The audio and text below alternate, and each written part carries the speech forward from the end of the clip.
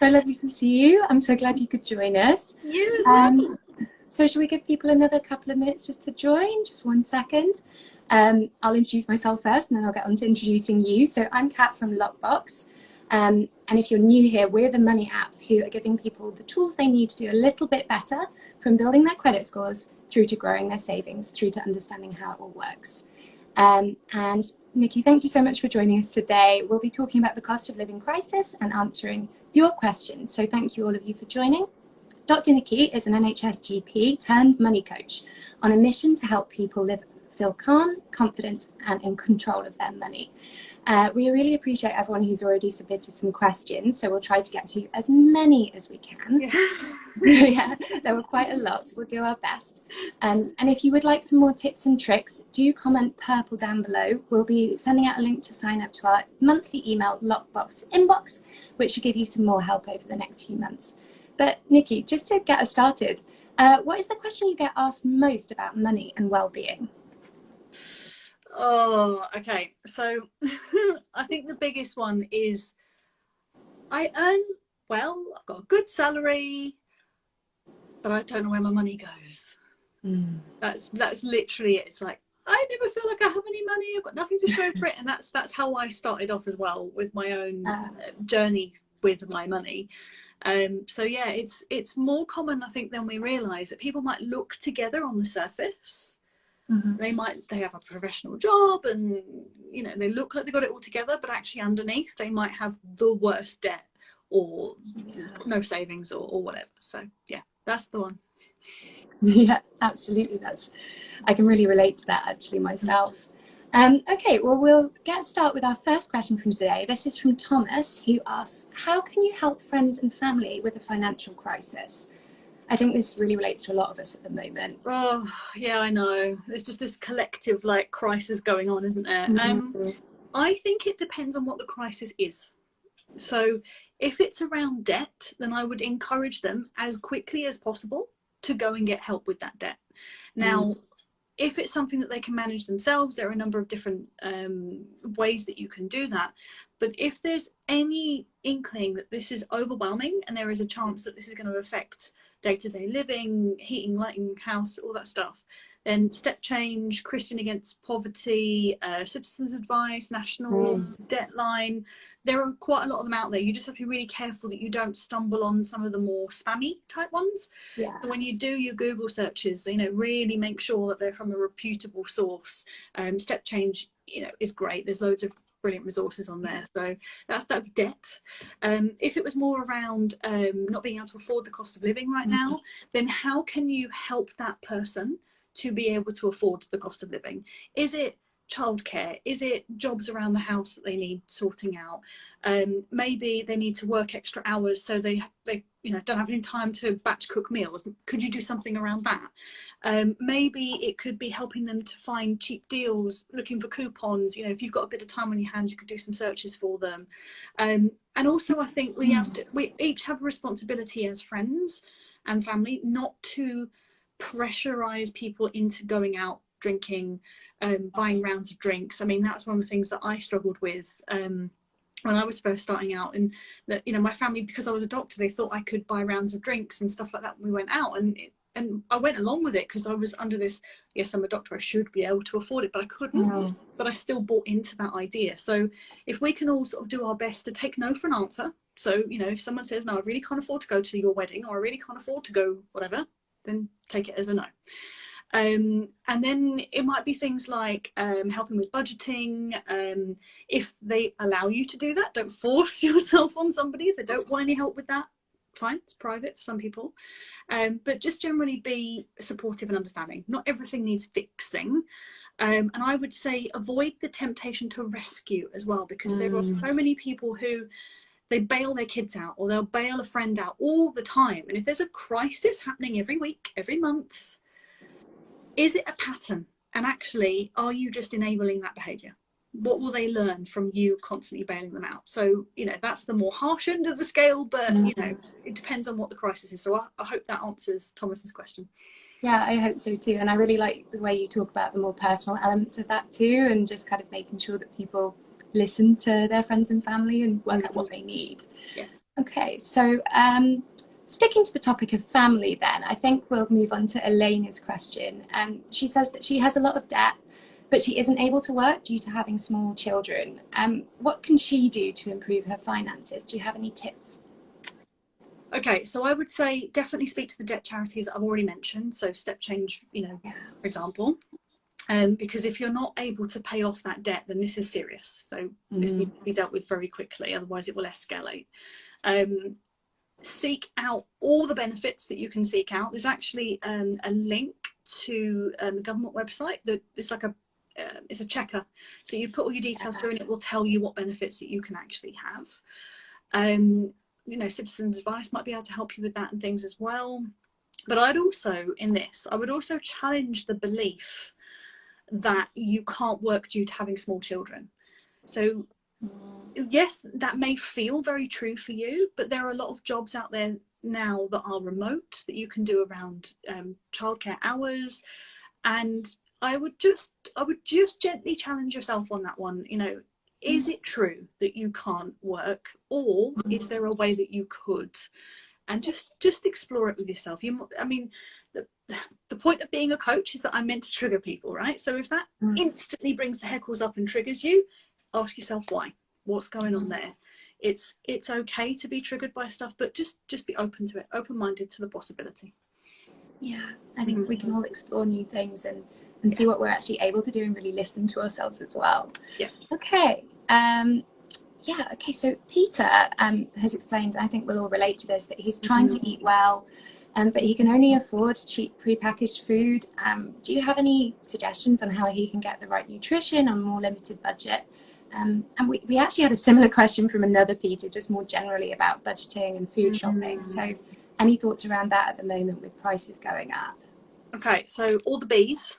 So first is budget. So have a meal plan in place. Okay, so you can have a look at recipe ideas online. I mean, I've just literally did a Google search before coming on here, and there was one around from Money Helper, loads of ways to make cheap, healthy meals. Lots and lots of blogs about top 50 cheap meals on a budget, healthy meals on a budget, whatever. There's tons of information out there. So I would meal prep, meal plan, and just budget and have it. Not budget in the monetary sense, but budget in what am I going to eat on Monday? What am I going to eat on Tuesday? And that might seem really prescriptive, and you can swap things out if you want to, but actually this is part and parcel of being able to afford this or being able to reduce your food bill. And that also helps you to be able to plan when you go around the shop as well. And the second thing would be to batch. So pick a day in the week to batch cook as much as you possibly can. So there are actually slow cooker meals that you can cook that you chop up all the raw ingredients and you freeze all your raw ingredients. And then when you need it, you just pull out your raw ingredients, shove them in your slow cooker, add whatever fluid you need for it, and then just set it off to go. And that could be as quick and simple as a pre-packaged meal, but you've already pre-prepped it. So, same with batching, put it all into little Tupperware pots and literally just have it all batched in your fridge. It might seem tedious, but actually it really is a lifesaver when you need a quick lunch or you need a quick dinner or whatever. The third B is bulk. So bulk out your meals with rice, lentils, things that you can buy in big packets, basically. So you don't have to have all meat. You can have, you can have a rice dish, you can have a lentil dish or whatever, and you can sort of dilute the meat if you like, or you can even try vegetarian options, which are very tasty, very healthy. And then the fourth B is bargains. So yellow stickers, loyalty cards. I mean, now what is it, Tesco's, you have to have a Tesco's card now to be able to access all of their deals. So make sure you're on the Tesco's club card and whatever other loyalty points there are. Buy big bags of stuff, just when they were there, get them. Another B.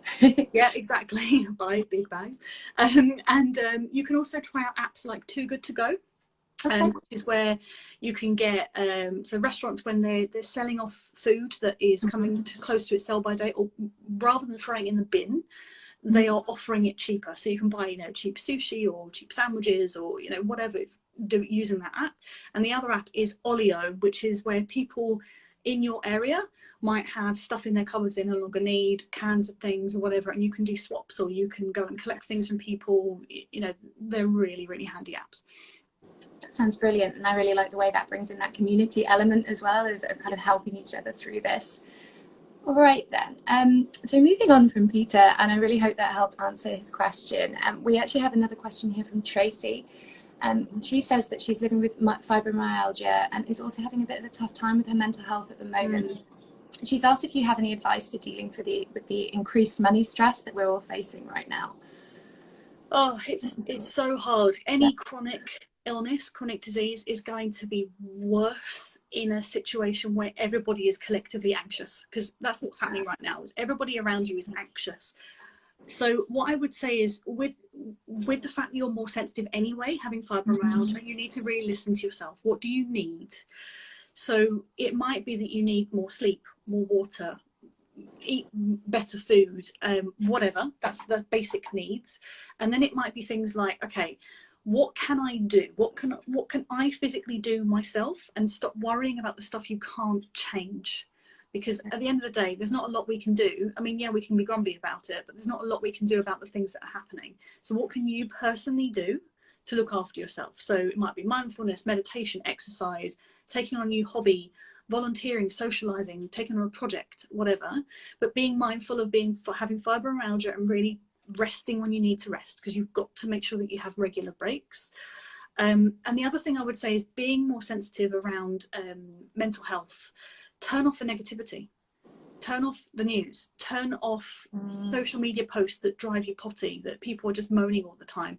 Fill your social media feeds with positive things, people that you like to see posts from, people that make you smile. And I know that that's not it's not being Pollyanna, it's not ignoring the problem. I'm not saying ignore it, but you can limit your exposure to the constant negativity all the time. As soon as I stopped watching the news, my mental health improved so much. Yeah, I can really relate to that, and I think I cut out some news in the last few years, and it's just really helped improve my well-being overall. Yeah. Okay, I'm going to move a little bit quickly, Nikki. I'm so sorry. We have so many questions. So many. Get through some of them. I don't mean to rush you, but I was just so overwhelmed by the response from people who sent them in. Okay, so we've also got some questions about buying a home, particularly in this environment. So thanks to Jersey, Mohammed, Anna, and Becky. But I'll start with Becky specifically, which is she's living up in the northeast. And she's asking, is it possible to get a mortgage as a single parent, particularly at the moment? Do you have any advice for someone setting out with that on their own? Yeah, so I would say yes, it is possible, because it comes down to the numbers. So you really need to get clear on the numbers. So have a chat with a mortgage broker, one that's maybe recommended by somebody, find some people online. Somebody that can look at a number of different options for you, not just the one that your estate agent tells you to do, or not just your bank's one, like one that can go to everything, because they might be able to come up with some really creative solutions for you. Once you see them, you can then get some clarity on, right, okay, what kind of deposit do I need? What kind of area can I afford to buy in? How much of a house can I buy? So you're setting yourself realistic expectations on the back of what you're earning, and then take it from there.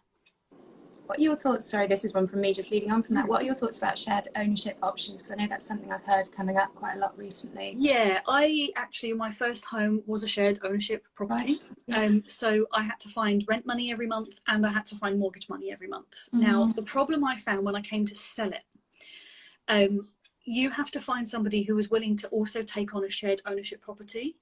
And you have to, there's a lot of clauses in contracts as well, which means you have to go through the original people that you bought from in the first place. So they have first dibs. And then after a certain period of time, you could then go out to the wider market. It can be more tricky to get a mortgage. So it limits the number of mortgages that you can get. It does make it more affordable in terms of you don't need as much of a deposit. And that really helped me. But the selling bit became difficult. And I mean, case in point, at the time where everybody was able to sell things really easily, my other half's flat sold within weeks with it going online, because he had literally full ownership of it. Mine took over a year. It took 18 months. So it's worth considering. It's not always the easy option. It's particularly the exit part of it. So ask loads of questions about how easy it is to resell these things on. Yeah, I think what the overarching thing I'm getting from you, Nikki, today is kind of really do your research and make sure you're going to the right resources for these things. So that's really helpful. Thank you. I've got another one here from Sophia. So this one might be a little bit tough one at the moment, but she's explained that she's on universal credit at the moment, and she's currently surviving on £300 a month, which obviously sounds really tough. She's currently broke as soon as she's paid her bills. So have you got some idea of any signposting or additional help she might be able to get in her situation? Yeah, I was also going to answer the second bit of the property question as well, because I've got some thoughts on. You had other people that were asking about the how to get started on the savings journey, so I'll come back to that in a bit. But so with Sophia, it's a really tough position to be in, really tough. And I would say on this situation, it's about just asking as many things as you possibly can. So I've got some links that you can go and have a look at if you want to. So they're government website links. So there's a cost of living payment that they're going to bring out that you just get automatically paid into. I think it's over the next couple of months. So it's like, I think it's £650, but split into two payments. So that's an extra thing that's potentially going to come your way. And I had a look just to see if you would meet criteria, and I think you would actually meet the eligibility criteria based on the fact you were universal credit. I would also just make sure you're getting all the benefits you possibly can. So again, like I mentioned before, go on the government website and do all the benefits checking, you know, everything like that, citizens advice, whatever you need to do to make sure you're on everything you can have. And I would also look at upskilling. So I know you've said you're surviving on £300 a month, and I don't know your background and don't want to assume anything, but it might be worth looking at maybe side hustle options, you know, using the National Careers Service to find some extra skills that you can bring on board that might be able to help other people. You know, certainly I know people that have come out of poverty through becoming virtual assistants or copywriters or whatever, and you have to learn the skills. You can't just become one. You do have to be able to know what you're doing, but there are things that you can do. So it's sort of bringing a bit of a growth mindset to it and seeing what else is possible. But I would certainly start with all the benefits you can get, make sure you're on everything you can possibly have, and make sure that you've got that cost of living payment coming to you as well. Hopefully that helps. Yeah, and that calculator is really useful. We'll try to share that at some point in the next few weeks for people so that they can access that. But if you just search benefits calculator, that comes up on the website, doesn't it? Brilliant. And yeah, sorry, Nikki, I will go back to Jezzy and Anna's questions. I didn't mean to skip over those. No, it's fine. They've been asking for tips for kind of saving for that first deposit towards a mortgage. So how can people get started on their savings journey at the moment? So like the food one, I had all the B's. I've got all the R's with this one. Brilliant. So we've got review your expenses. That's the easiest, quickest things to do. And I know that it's not just about cutting out avocado on toast. I get that, but it's part of it. So it's just making sure that you've reviewed everything you possibly can and cut out anything that's non-essential or anything you could potentially do without for 6 months while you really focus on this. The next R is remind yourself of your goal every single day. So remind yourself, have your, you know, pictures of houses, have whatever it is that inspires you as many places as possible. Like I've got it on my phone as a little widget. So when I open my phone up, that's the first thing I see, like my goals.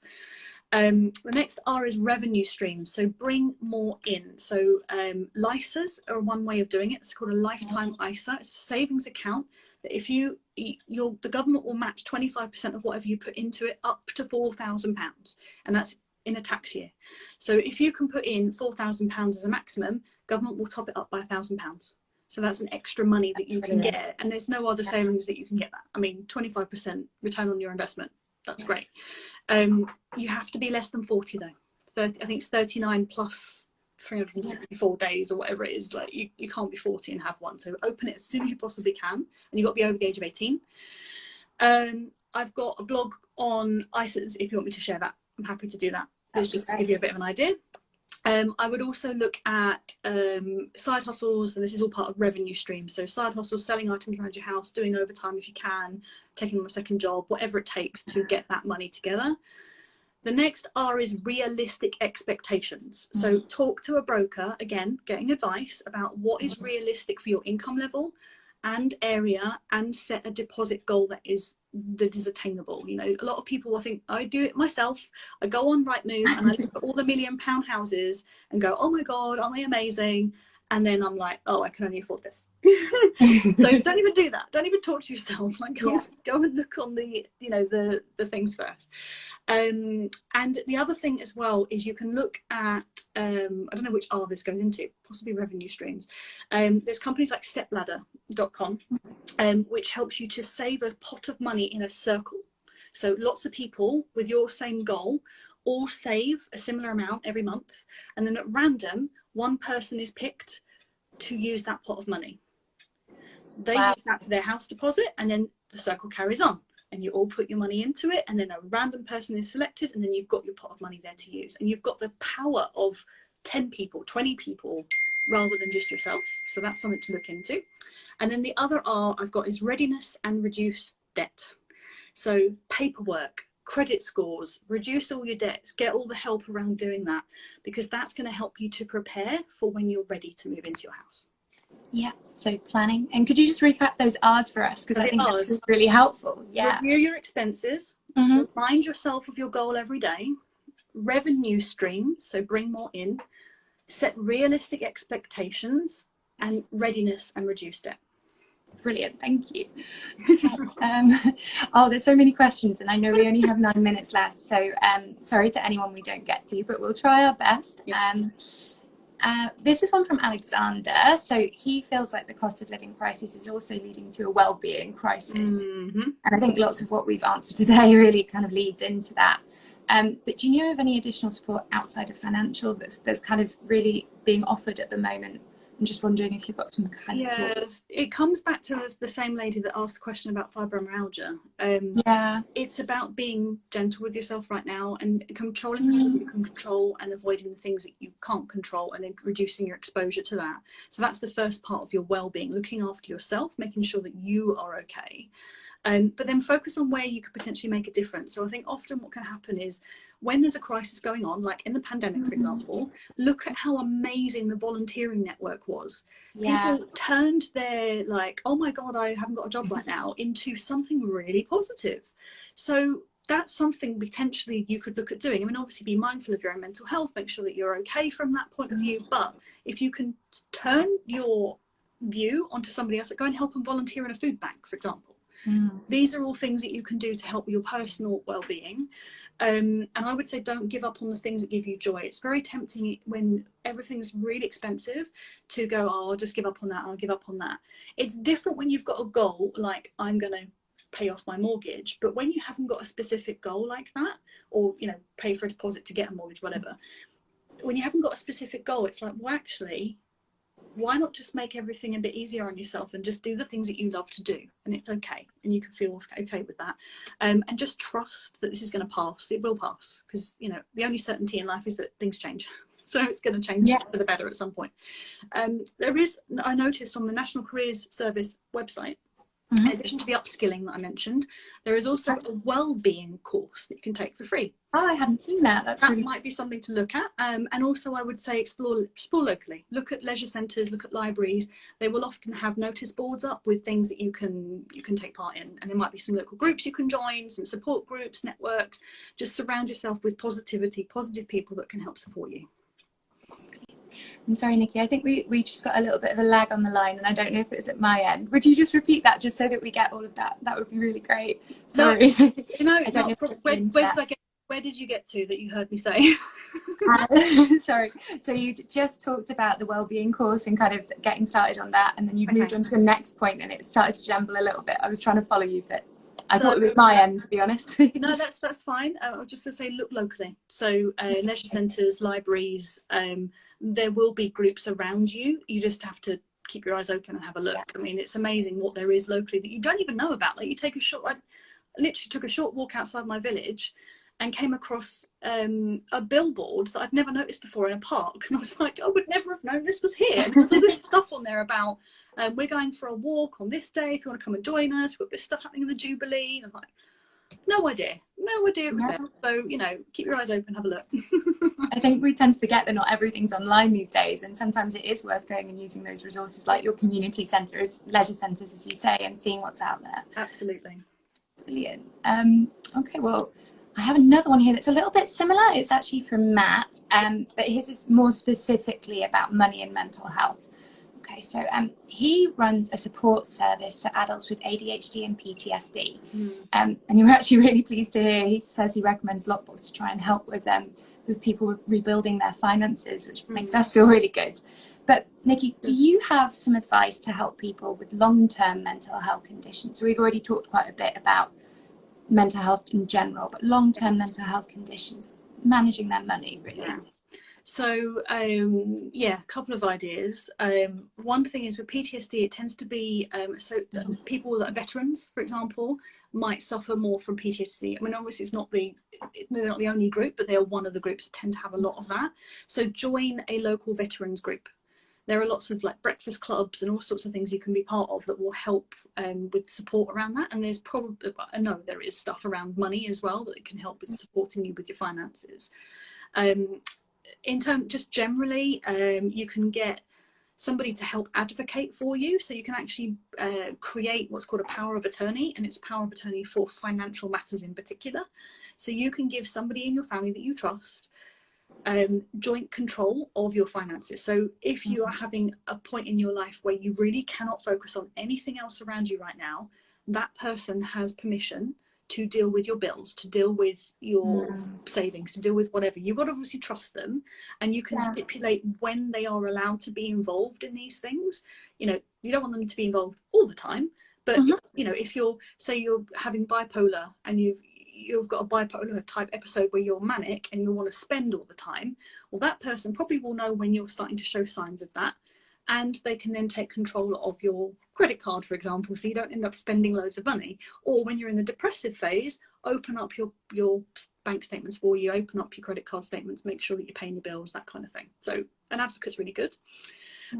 If you have so people with learning disabilities actually can have an advocate in that sense as well, and there's a website called dosh.org, dosh.org, and it helps people with learning disabilities, like they have an advocate to help them with their bills, with their budget, with their daily like financial planning, basically. I'm not really sure if they would also extend that to ADHD and PTSD specifically. It might be worth it, but I know learning disabilities is one of the things that they help with. And then there is mind.org. So mind.org is like an overall mental health website. It's really, really handy, but they've got some stuff on there about how to support somebody with their money, and there's loads of resources on there. But I would say speak to your GP if you need help with the mental health side of things, to see what access there is around. Often there are self-referral pathways you can take to get mental health support and things like that, but just, I think, looking at all the resource options and perhaps having someone with you to help you navigate all of that if you find it overwhelming. Yeah, I think that's really helpful. And just to kind of say, do you know anything about maybe people with PTSD who aren't veterans? Do you know of any particular support services there that might be able to help them? Not off the top of my head. I'm putting you on the spot here, sorry. Not off the top of my head, but I think if you Google it, Google deals with everything. It's amazing.